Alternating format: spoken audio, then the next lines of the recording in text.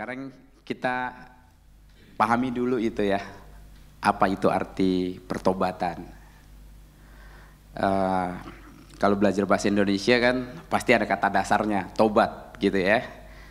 Jadi, tobat adalah kita sadar dan menyesal akan perbuatan-perbuatan yang salah, yang tidak benar di mata Tuhan, dan kita berniat untuk mengaku dosa kita di hadapan Tuhan dan tidak akan mengulanginya kembali. Nah, itu tobat ya. Sadar akan kesalahan, bahwa apa yang dilakukannya itu tidak benar gitu ya. Dan memiliki komitmen untuk tidak mengulanginya lagi. Nah, pertobatan yang benar adalah ketika seseorang menyadari kejahatan dosanya, benar-benar menyesalinya, dan memilih untuk meninggalkannya. Nah, itu gambaran di awal supaya kita juga memahami apa sih pertobatan yang benar itu. Nah, itu ya. Jadi kita juga pasti tentu ya, kalau kita lihat orang yang terus menerus di dalam dosa, terus menerus nggak berubah, pasti sering teman-teman anak muda juga pasti sering ngomong sama teman, "Hei, tobat lo, masa gitu mulu?" Nah, gitu kan, ya kan. Misalnya yang di kampus misalnya pas ujian nyontek terus, tobat lo, masa lo nyontek terus, apalagi anak Tuhan kan gitu ya. Ada lagi yang mungkin di kantor suka telat gitu ya, tobat lo gitu ya. Nah gitu ya. Lalu menurut Alkitab, pertobatan benar adalah perubahan sikap dan tindakan yang mendasar, serta komitmen untuk meninggalkan dosa dan hidup menurut kehendak Allah. Pertobatan sejati juga merupakan panggilan dari Allah untuk kembali kepadanya. Nah itu jadi tobat itu kita menyadari bahwa sesuatu yang kita lakukan itu adalah salah. Dan kita harus memiliki komitmen untuk kembali dan kita kembali kepada jalan yang benar sesuai dengan firman Tuhan. Nah sekarang kita mau lihat dari Alkitab ya, contoh pertobatan yang benar. Nah kita lihat pertobatan Daud. Saya akan bacakan buat teman-teman semua. Teman-teman silakan disimak aja ya. Dari 2 Samuel 12 ayat 1 sampai 13. Ini judulnya itu adalah Nathan memperingatkan Daud sehingga Daud menyesal. Tuhan mengutus Nathan kepada Daud. Ia datang kepada Daud dan berkata kepadanya, "Ada 2 orang dalam suatu kota, yang seorang kaya, yang lain miskin. Si kaya mempunyai sangat banyak kambing, domba, dan lembu sapi. Si miskin tidak mempunyai apa-apa selain dari seekor anak domba betina yang kecil, yang dibeli dan dipeliharanya. Anak domba itu menjadi besar padanya bersama-sama dengan anak-anaknya, makan dari suapnya dan minum dari pialanya dan tidur di pangkuannya, seperti seorang anak perempuan baginya. Pada suatu waktu orang kaya itu mendapat tamu, dan ia merasa sayang mengambil seekor dari kambing dombanya atau lembunya untuk memasaknya bagi pengembara yang datang kepadanya itu. Jadi ia mengambil anak domba betina kepunyaan si miskin itu dan memasaknya bagi orang yang datang kepadanya itu. Lalu Daud menjadi sangat marah karena orang itu, dan ia berkata kepada Nathan, 'Demi Tuhan yang hidup, orang yang melakukan itu harus dihukum mati. Dan anak domba betina itu harus dibayar gantinya 4 kali lipat, karena ia telah melakukan hal itu dan oleh karena ia tidak kenal belas kasihan.' Kemudian berkatalah Nathan kepada Daud, 'Engkaulah orang itu. Beginilah firman Tuhan, Allah Israel. Akulah yang mengurapi engkau menjadi raja atas Israel, dan akulah yang melepaskan engkau dari tangan Saul. Telah kuberikan isi rumah tuanmu kepadamu, dan istri-istri tuanmu ke dalam pangkuanmu. Aku telah memberikan kepadamu kaum Israel dan Yehuda, dan seandainya itu belum cukup, tentu kutambah lagi ini dan itu kepadamu. Mengapa engkau menghina Tuhan dengan melakukan apa yang jahat di matanya? Uria, orang Het itu, kau biarkan ditewaskan dengan pedang. Istrinya kau ambil menjadi istrimu, dan dia sendiri telah kau biarkan dibunuh oleh pedang Bani Amon. Oleh sebab itu, pedang tidak akan menyingkir dari keturunanmu sampai selamanya. Karena engkau telah menghina aku dan mengambil istri Uria orang Het itu untuk menjadi istrimu. Beginilah firman Tuhan, bahwasanya malapetaka akan kutimpakan ke atasmu yang datang dari kaum keluargamu sendiri. Aku akan mengambil istri-istrimu di depan matamu dan memberikannya kepada orang lain. Orang itu akan tidur dengan istri-istrimu di siang hari, sebab engkau telah melakukannya secara tersembunyi. Tetapi aku akan melakukan hal itu di depan seluruh Israel secara terang-terangan. Lalu berkatalah Daud kepada Natan, aku sungguh berdosa kepada Tuhan. Dan Natan berkata kepada Daud, Tuhan telah menjauhkan dosamu itu, engkau tidak akan mati. Nah, teman-teman nanti boleh baca ya, sebelum 2 Samuel ini kita 2 Samuel 12 ayat 1 sampai 13. Nah, sebelumnya itu ada bagaimana si Daud ya dengan Batsyeba ya. Tahu ya ceritanya, nanti teman-teman bisa baca. Dia meniduri istrinya Uria. Uria itu adalah seorang prajurit ya, seorang tentara, malah disuruh untuk berperang di depan supaya dia dibunuh dan istrinya diambil. Lalu Nabi Natan menegur Daud dan dia menyesal. Nah itu, kita baca selanjutnya. Daud itu luar biasa ya, dia menyadari dosanya dan dia bertobat. Dia berubah secara total. Nah itu artinya tobat. Pertobatan yang benar ketika kita menyadari dosa itu salah, perbuatan kita salah, maka kita harus meninggalkannya. Kita menyesalinya dan kita kembali kepada Tuhan. Mari kita lihat bukti pertobatan Daud. Kalau kita baca nanti teks selanjutnya, nah teman-teman nanti coba, ini asik sebenarnya ketika teman-teman mau membaca Samuel ini. Ceritanya asik banget, yaitu membangun bagaimana Tuhan memelihara orang yang benar ya, dalam hal ini Daud. Nah, Daud tidak membalas kutukan Shimei bin Gera dari kaum keluarga Saul ya. Ini kaum keluarga Saul, dia itu orang Bramin terhadapnya, namun Daud berpengharapan kepada Tuhan. Nanti teman-teman bisa lihat di 2 Samuel 16 ayat 5 sampai 12. Jadi ketika ini sedikit ceritanya ya, kerajaannya Daud itu diambil oleh Absalom. Nah setelah dia itu jatuh ke dalam dosa, kan ditegur Nabi Natan. Nah kerajaannya diambil oleh Absalom anaknya. Nah karena si Absalom ini menghasut orang Israel supaya mengikut dia gitu. Singkat cerita, terus Absalom itu mengikrarkan bahwa kerajaan sudah ada di pangkuannya, dia sudah diangkat jadi raja. Lalu Daud melarikan diri, ceritanya melarikan diri. Nah ketika dia melarikan diri, ketemulah si Shimei bin Gera ini. Dia mengutukin karena si Shimei ini bilang bahwa Daud yang ngambil kerajaan itu merampasnya dari Saul gitu ya. Padahal kan Tuhan yang memberikannya kepada Daud. Kalau kita baca tadi ceritanya gitu. Nah, dia tidak membalas. Sekalipun Shimei mengutuk dia tidak membalasnya. Justru dia berpengharapan kepada Tuhan. Nah itu. Kadang-kala di dalam hidup ya bisa jadi seperti itu ya. Ketika kita susah, ada yang merendahkan, ada yang mencemooh. Nah, ketika bertobat itu nggak perlu dibalas gitu ya, karena pembalasan haknya Tuhan.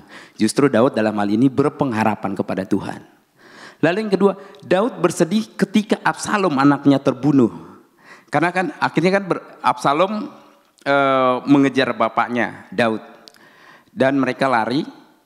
Nah, artinya berarti ada perang antara anak dan bapak, Absalom dan Daud bapaknya, gitu ya. Absalom dan pasukan-pasukannya mengejar Daud. Nah, waktu pasukannya Daud mau menyerang, Daud itu berkata kepada para tentaranya, berikanlah belas kasihan kepada anakku Absalom. Artinya apa? Kalau bisa diselamatkan gitu ya, jangan sampai meninggal. Nah, ketika Absalom anaknya terbunuh, Daud merasa bersedih hati gitu. Nanti teman-teman bisa baca di 2 Samuel 18 ayat 33. Padahal Absalom ini ingin membunuhnya gitu ya. Ingin merampas kerajaan darinya. Tapi justru dia menunjukkan belas kasihan, dia bersedih. Orang yang sudah merampas kerajaan dari dirinya, karena dia sudah bertobat, dia menyadari bahwa dia harus mengasihi gitu ya. Dia bisa mengasihi anaknya yang merampas kerajaannya, bahkan yang ingin membunuhnya. Lalu yang ketiga, Daud tidak menghukum mati Simei sekalipun Daud sudah kembali menjadi raja dan punya kuasa untuk menghukum mati Simei. Itu 2 Samuel 19 ayat 21 sampai 23. Daud sudah menjadi raja, kan si Absalom meninggal. Ya, ketika berperang meninggal, dia tersangkut di ranting dan dia dibunuh, ya, ditombak dan meninggal. Akhirnya Daud menjadi raja kembali. Menjadi raja, ketemu lagi sama si Simei itu tadi tuh yang mengutuknya dia. Harusnya dia punya kuasa untuk membunuh, hukum mati kan. Soalnya anak buahnya gitu ya meminta, ini seharusnya Simei layak dihukum mati gitu. Tapi dia tidak. Dia tidak membalas kejahatan dengan kejahatan. Ketika dia sudah bertobat, berubah total. Jadi pertobatan yang benar adalah kita berubah menuju ke firman Tuhan, menuju kepada kehidupan yang benar. Selanjutnya, sekarang kita lihat pertobatan Niniwe. Saya akan bacakan buat kita semua. Yunus 3 ayat 1 sampai 8, pertobatan Niniwe ya. Datanglah firman Tuhan kepada Yunus untuk kedua kalinya.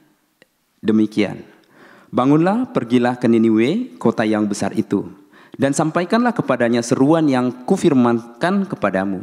Bersiaplah Yunus lalu pergi ke Niniwe. Sesuai dengan firman Allah, Niniwe adalah sebuah kota yang mengagumkan besarnya. 3 hari perjalanan luasnya.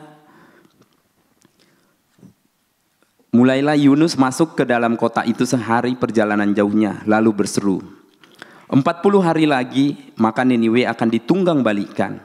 Orang Niniwe percaya kepada Allah. Lalu mereka mengumumkan puasa dan mereka baik orang dewasa maupun anak-anak mengenakan kain kabung.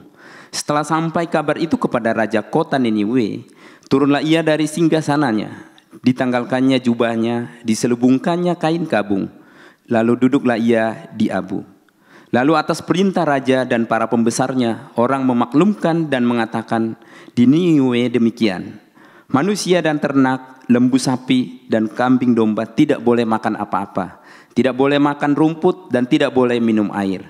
Haruslah semuanya manusia dan ternak berselubung kain kabung dan berseru dengan keras kepada Allah, serta haruslah masing-masing berbalik dari tingkah lakunya yang jahat dan dari kekerasan yang dilakukannya.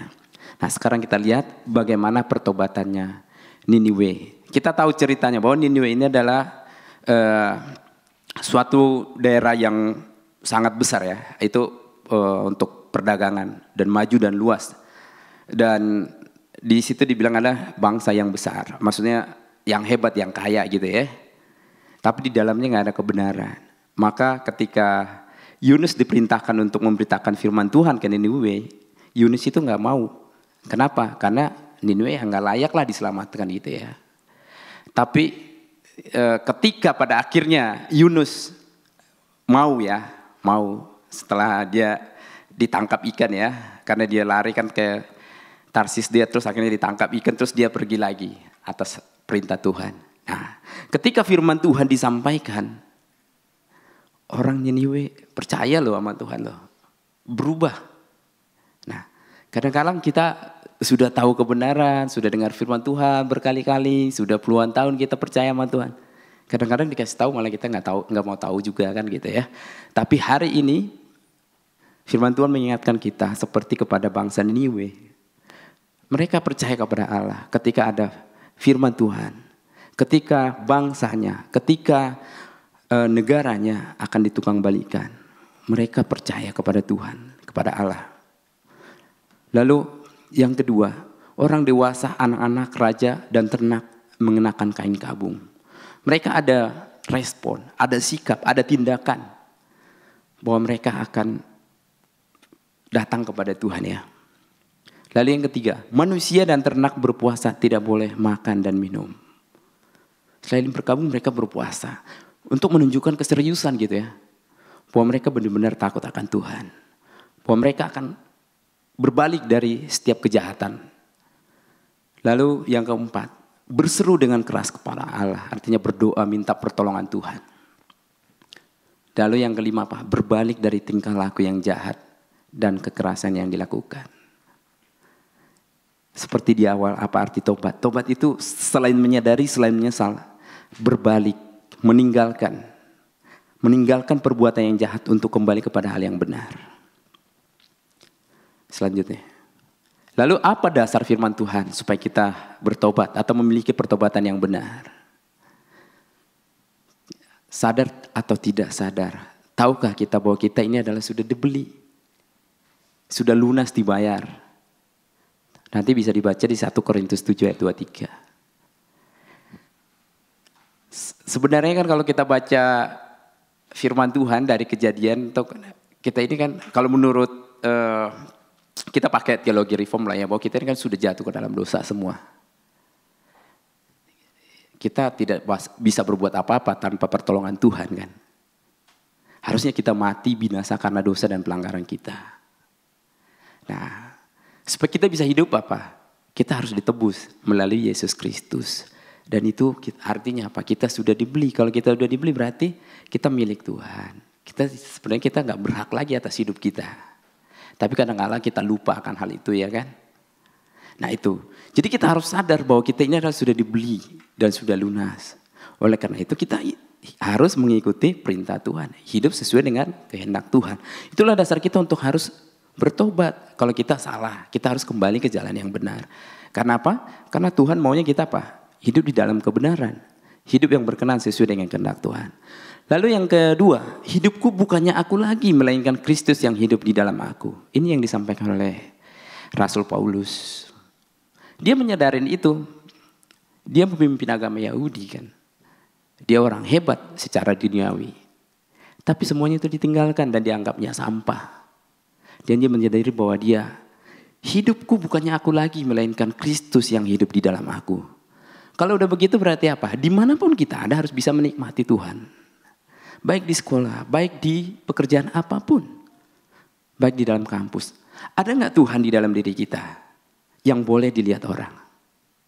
Nah itu bukti pertobatan. Atau kita sama dengan dunia.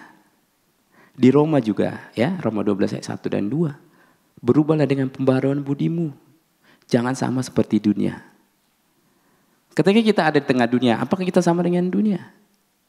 Nah, itu menjadi pertanyaan penting dan itu aja menjadi pergumulan buat kita. Mampukah kita sebagai orang yang sudah bertobat untuk hidup benar, untuk menyadari bahwa hidupku bukannya aku lagi, melainkan Kristus yang hidup di dalam aku. Lalu yang ketiga, kita juga harus menyadari kita diciptakan dalam Kristus Yesus untuk melakukan pekerjaan baik dan hidup di dalamnya. Jadi kalau kita mengerjakan sesuatu yang tidak baik, berarti itu sudah melenceng, sudah tidak sesuai dengan rencana awal. Kita diciptakan dalam Kristus Yesus untuk melakukan pekerjaan yang baik. Kira-kira kalau kita melakukan sesuatu yang salah, berarti itu tidak pekerjaan yang baik. Berarti melenceng dari apa yang sudah direncanakan. Nah kita harus segera berbalik, bertobat, menyesal, dan kembali kepada jalan yang benar. Nah itu, mungkin kita juga bisa terpleset, tergelincir, atau terbawa arus dunia, teman-teman. Iya kan? Apalagi zaman sekarang kan Gen Z gitu ya. Seringkali juga ya punya pola pikir tersendiri. Lu ketinggalan. Lu gak gaul gitu ya. Munah lu gitu ya. Seringkali gitu ya. Tapi ya percayalah teman-teman. Saya percaya bahwa orang yang tetap hidup di dalam kebenaran firman Tuhan, yang menjaga hidupnya seperti yang Tuhan mau, saya percaya Tuhan akan pelihara. Sekalipun dunia meninggalkan kita, ketika kita hidup benar, ketika kita berpengharapan kepada Tuhan, saya percaya pertolongan Tuhan ada, selalu akan menyertai kita. Mazmur 119 ayat 9. Dengan apa seorang muda mempertahankan hidupnya bersih? Dengan menjaganya sesuai dengan firman Tuhan. Bagaimana kita supaya kita bisa bertobat? Ya kita harus tahu firman Tuhan. Kalau nggak kita baca firman Tuhan ya kita merasa bahwa apa yang kita lakukan nanti baik-baik saja, benar-benar saja. Padahal sudah bertentangan dengan firman Tuhan. Oleh karena itu kita harus juga memiliki kerinduan. Menghasilkan buah pertobatan. Buah pertobatan artinya apa? Menikmati Tuhan di dalam hidupnya hari lepas hari. Gitu ya. Bagaimana menikmati Tuhan di dalam hidupnya? Baca firman Tuhan. Memiliki hubungan yang baik. Memiliki hubungan yang pribadi yang baik dengan Tuhan. Berdoa, baca firman Tuhan setiap hari, mengandalkan Tuhan di dalam hidupnya gitu ya, di dalam pekerjaan, di dalam kuliah, di dalam apapun. Kenapa? Karena kita miliknya, kepunyaannya. Bagaimana kita tahu apa kehendak Tuhan? Taunya ya dari firman-Nya, dari perkataannya. Nah, oleh karena itu kita harus menghasilkan buah pertobatan di dalam hidup kita. Kita lanjut ya. Nah, sekarang kita masuk kepada kesimpulan. Saya sengaja singkat itu ya. SKP bukan surat keputusan pemerintah nih ya. Tapi S-nya sedih, K-nya kembali, P-nya praktekkan.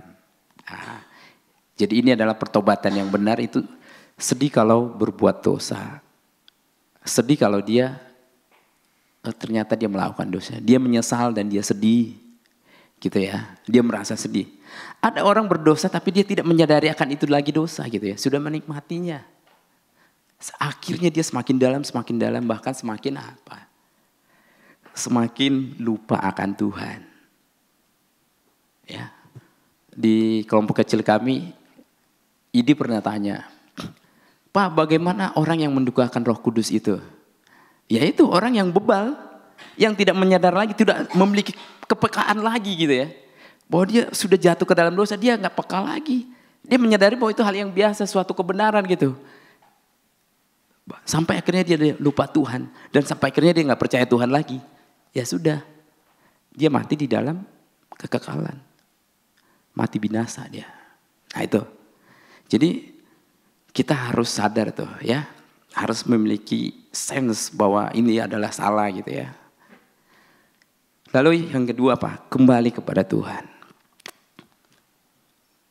Tadi di awal juga kembali kepada jalan yang benar. Kembali kepada firman Tuhan. Kembali kepada Tuhan. Siapa sih yang gak berdosa di dunia ini? Tidak ada. Kita masih di dalam dunia yang punya potensi untuk berdosa.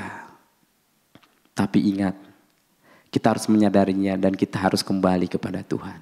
Kita harus menyesal, kita minta ampun dan kita harus kembali kepada Tuhan. Nah itu, jangan lupa. Itu yang terpenting. Kalau kita baca Alkitab dari Kejadian sampai Wahyu, banyak juga orang berdosa. Orang Israel juga berbuat dosa kan. Tapi Tuhan tetap menunjukkan belas kasihan kepada orang yang mau berbalik, yang mau kembali kepada Tuhan. Nah itu.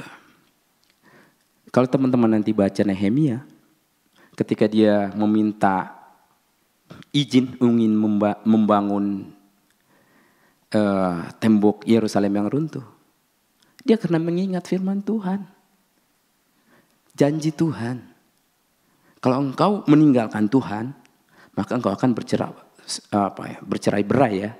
Tapi ketika engkau kembali kepada Tuhan, Tuhan akan mengumpulkan kembali. Dia menunjukkan belas kasihannya. Itu adalah gambaran buat kita. Kemungkinan kita juga bisa tergelincir gitu ya. Tapi bukan karena kita menikmatinya secara terus, tidak. Tapi ya kita hidup di dunia orang berdosa, punya daya tarik, punya potensi untuk berdosa. Maka kemungkinan jatuh ke dalam dosa itu juga ada gitu ya. Tapi kita menyadari, ketika kita menyadari, kita minta ampun dan kita kembali kepada Tuhan. Sama seperti Daud, sama seperti bangsa Niniwe. Gitu. Nah, kalau kita baca Alkitab itu, saya lihatnya begitu ya. Tuhan itu tetap menunjukkan belas kasihan kepada orang yang mau kembali kepada Dia. Misalnya seperti Daniel, Sadrak, Mesak, dan Abednego. Mereka di tengah pembuangan ketika mereka beribadah kepada Tuhan, Tuhan menyertai. Tuhan melindungi. Nah di tengah kesesakan, Paulus merasakan penyertaan Tuhan. Gitu ya. Mungkin kita juga bisa tergelincir. Tapi ingat ketika kita kembali kepada Tuhan, Tuhan akan memperhitungkannya. Nah itu yang terpenting. Jangan sampai kita lupa Tuhan gitu ya. Misalnya kita salah gitu ya. Tapi kita, wah saya sudah berdosa, saya sudah tidak layak. Itu iblis. Karena apa? Iblis mencuri, membunuh, dan membinasakan. Tapi ketika kita mengaku salah dan kita datang kepada Tuhan, kembali kepada Tuhan, Saya percaya Tuhan akan tetap menerima. Mungkin teman-teman juga tahu gambaran anak sulung yang dia pergi ke negeri seberang, menghabiskan berpoya-poya harta warisan yang dimintanya. Tetapi ketika dia teringat akan orang tuanya dan dia kembali, orang tuanya memberikannya jubah, memotong lembu jantan yang baik, yang bagus gitu ya. Dan bersyukur. Saya percayakan hal itu gitu ya. Ketika kita mau bertobat, ketika kita mau kembali, Tuhan akan tetap menerima kita. Itulah kasih Tuhan yang begitu besar. Bahkan sampai memberikan apa? Dirinya mati di kayu salib untuk setiap kita, orang berdosa. Lalu yang ketiga, praktekkan firman Tuhan dalam kehidupan hari lepas hari. Ini praktekkan, itu adalah buah dari pertobatan. Kalau kita tahu firman Tuhan, harusnya kita menghidupinya dong. Bukan cuma tahu, ya. Setan pun percaya sama Tuhan, tapi dia tidak mau melakukan apa? Firman Tuhan. Bedanya kita apa? Kita percaya dan kita harus melakukan firman Tuhan. Nah itulah bukti dari pertobatan yang benar. Jadi kita harus melakukan firman Tuhan di dalam hidup kita hari lepas hari. Jadi SKP, sedih karena kita berbuat dosa.